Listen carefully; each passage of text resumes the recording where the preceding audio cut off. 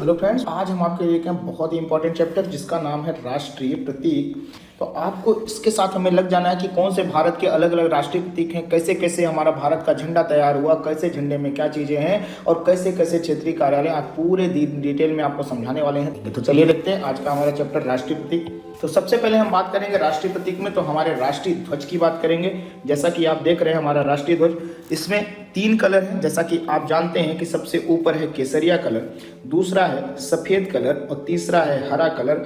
इसकी अगर बात की जाए कि राष्ट्रीय ध्वज की, अगर राष्ट्रीय ध्वज बनाया किसने था, अभिकल्पना करता यानी कि राष्ट्रीय ध्वज का निर्माण किसने किया था, अगर बात की जाए तो इस राष्ट्रीय ध्वज का निर्माण पिंगली वेंकैया जी के द्वारा किया गया था। और इसकी लंबाई और चौड़ाई का अनुपात बहुत पूछा जाता है, बहुत ही ज़्यादा अनुपात पूछा जाता है, बहुत सारे एग्जामों में पूछा गया है। तो इसकी लंबाई और चौड़ाई का अनुपात कितना है, 3:2 है। ठीक है, इसकी लंबाई और चौड़ाई का अनुपात कितना है, 3:2 है। और ये कब अपनाया गया अगर पूछा जाए तो 22 जुलाई 1947 को इसको अपनाया गया था। साथ में आपको मैंने पहले ही बताया था कि एक तदर्थ झंडा समिति बनी थी। ये तदर्थ झंडा समिति किसके अध्यक्षता में बनी थी, तो इसके अध्यक्ष थे राजेंद्र प्रसाद जी, मैंने आपको पहले ही बताया था। और 22 जुलाई 1947 को हमने अपना झंडा अपना लिया था।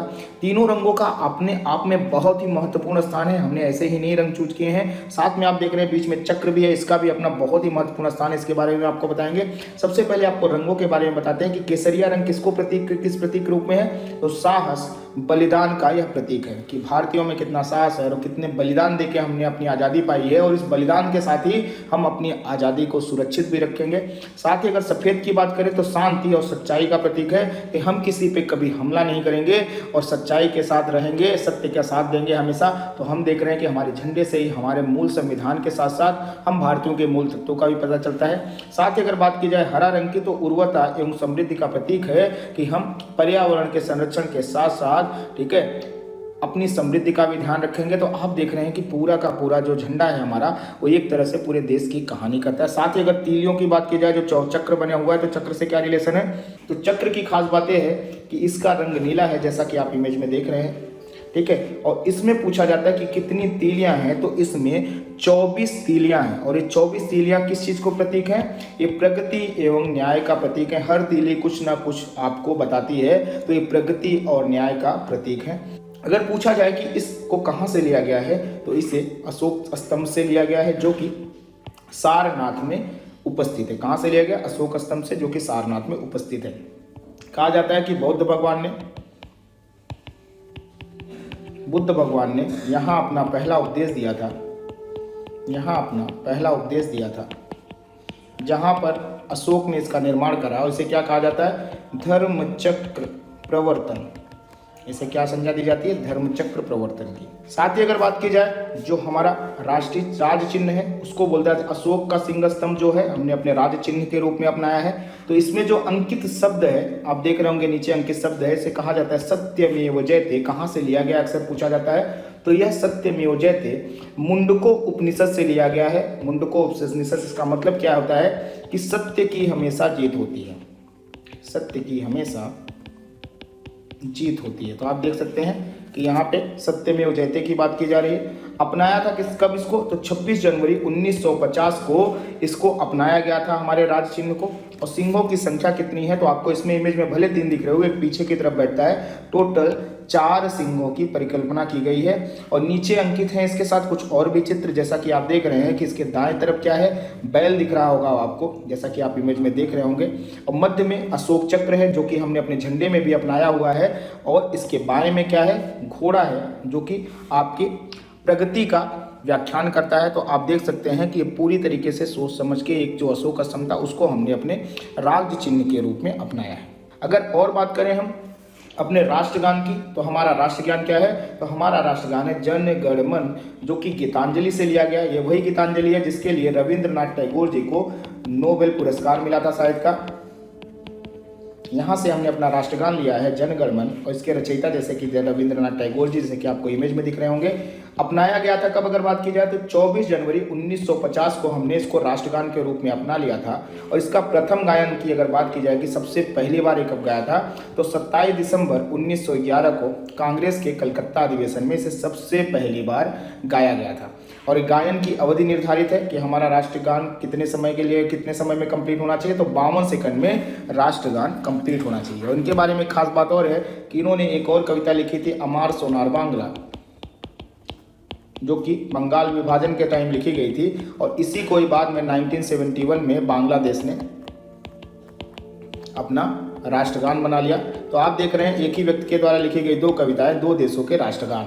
अगला राष्ट्रीय प्रतीक है हमारा राष्ट्रीय गीत, जो कि वंदे मातरम यानी कि आनंद मठ से लिया गया है, जिसके रचयिता कौन है, बंकिम चंद्र चटर्जी जी, जैसा कि आप इमेज में देख रहे होंगे। और इसको भी अपनाया गया था कब, 24 जनवरी 1950 को। और अगर प्रथम गायन की बात की जाए, सबसे पहले वंदे मातरम कब गाया था, तो 1894 के कलकत्ता अधिवेशन में इसका पहला गायन किया गया था। तो आप देख रहे हैं कि हमारे राष्ट्रीय प्रतीक कितने इंपॉर्टेंट है हमारे लिए, और अलग अलग तरीके से हमने अलग अलग राष्ट्रीय प्रतीक अपनाए हैं। अगले राष्ट्रीय प्रतीक की बात करें तो हमारा राष्ट्रीय पंचांग जो है वो आधारित है किस पे, शक संवत पर। ग्रेगोरियन कैलेंडर के साथ ही चलते रहता है। और शक संवत पर क्या है, शक संवत की शुरुआत हुई थी कनिष्क के काल से। आप सोच रहे हैं कनिष्क का काल कब था, तो 78 AD यानी कि 78 ईस्वी से शक संवत की शुरुआत मानी जाती है। तो अगर हम बात करें ग्रेगोरियन कैलेंडर की, तो इससे ग्रेगोरियन कैलेंडर में अगर जाना हो तो हमें क्या करना पड़ेगा, तो ग्रेगोरियन कैलेंडर में -78 करेंगे तो हमें क्या मिल जाएगा, अपना शक संवत मिल जाएगा। साथ ही हम देखें अगर कि अपनाया गया तो इसको 22 मार्च 1957 को राष्ट्रीय पंचांग के रूप में अपना लिया गया। यानी कि हमारा अगर सरकारी कैलेंडर की बात की जाए तो हमारा सरकारी कैलेंडर कौन सा होगा, तो हमारा सरकारी कैलेंडर होगा शक संवत। साथ ही इसका प्रथम माह जो आता है वो चैत्र आता है। यानी कि अगर ग्रेगोरियन कैलेंडर से देखा तो मार्च 21 से 22 से शुरुआत होती है इसकी, और अंतिम माह आता है इसका फाल्गुन। अन्य प्रतीक की अगर बात की जाए तो हमारे देश में अलग अलग क्षेत्रों में अलग अलग चीज़ों को अपनाया है, और प्रतीकों के रूप में हमने बहुत सारी चीज़ें अपनाई है। जैसे राष्ट्रीय पशु के रूप में हमने क्या अपनाया, बाघ को अपनाया, जैसा कि आपको इमेज में दिख रहा होगा कि राष्ट्रीय पशु कौन सा है हमारा, तो राष्ट्रीय पशु है हमारा बाघ। साथ ही हमने राष्ट्रीय वृक्ष के नाम पे किसको अपनाया, राष्ट्रीय वृक्ष के नाम पे हमने बरगद को अपनाया है, जो कि हमारा राष्ट्रीय वृक्ष है। इसका वैज्ञानिक नाम अगर पूछा जाए तो क्या है, इसका वैज्ञानिक नाम है फाइकस बेंगालेंसिस। कभी कभी वैज्ञानिक नाम भी पूछ लिया जाता है, बेंगालेंसिस। इसका वैज्ञानिक नाम है फाइकस बेंगालेंसिस। उसी के साथ हमने क्या अपनाया, राष्ट्रीय मुद्रा रुपया के रूप में अपनाया है। और साथ ही राष्ट्रीय फल जो है हमारा है वह आम है। राष्ट्रीय फल हमारा कौन सा है, राष्ट्रीय फल हमारा जो है वह आम है। क्या कहते हैं इसका, अगर वैज्ञानिक नाम की बात की जाए तो इसका वैज्ञानिक नाम है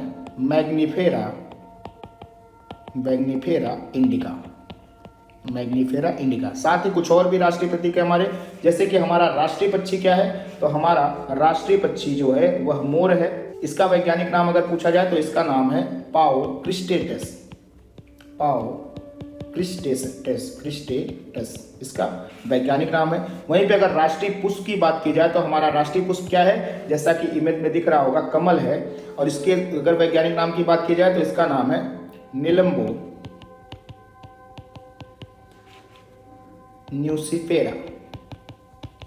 न्यूसिफेरा इसका वैज्ञानिक नाम है। साथ में राष्ट्रीय विरासत पशु की बात की जाए तो कौन है, हमारा हाथी है राष्ट्रीय विरासत पशु। और साथ में अगर हमारे राष्ट्रीय जलीय जीव की बात की जाए तो क्या है, डॉल्फिन है। हमारा राष्ट्रीय जलीय जीव क्या है, डॉल्फिन है, जो कि आपको गंगा के पानी में उपलब्ध मिलेंगे। इन्हें क्या कहा जाता है, इनका अगर वैज्ञानिक नाम की बात की जाए तो इनका वैज्ञानिक नाम है प्लेटेनिस्टा गैंगेटिका। साथ में कुछ और भी चीजें हैं, जैसे कि गणतंत्र दिवस हमारा कब मनाया जाता है, तो गणतंत्र दिवस हमारा 26 जनवरी को मनाया जाता है। ठीक है, जिस दिन हमारा पूर्ण संविधान लागू हुआ था। ठीक है, और इसमें ढेर सारी देख रहे हैं कि जैसे कि आप परेड होती है। और साथ में स्वतंत्रता दिवस की बात की जाए तो कब मनाया जाता है, 15 अगस्त को 1947 को, जब हम आजाद हुए थे उसकी याद में। और गांधी जयंती की बात की जाए तो गांधी जयंती 2 अक्टूबर को मनाई जाती है, गांधी जी के जन्म दिवस पे। साथ में अगर हमारी नदी की बात की जाए कि राष्ट्रीय नदी हमारी कौन सी है, तो गंगा है। और यह भारत की, इसको कब अपनाया गया, तो वर्ष 2008 में। और यह भारत की सबसे बड़ी नदी है, यह भारत की सबसे बड़ी नदी है, 2525 किलोमीटर जिसकी लंबाई है। साथ में सबसे पवित्र नदी भी मानी जाती है।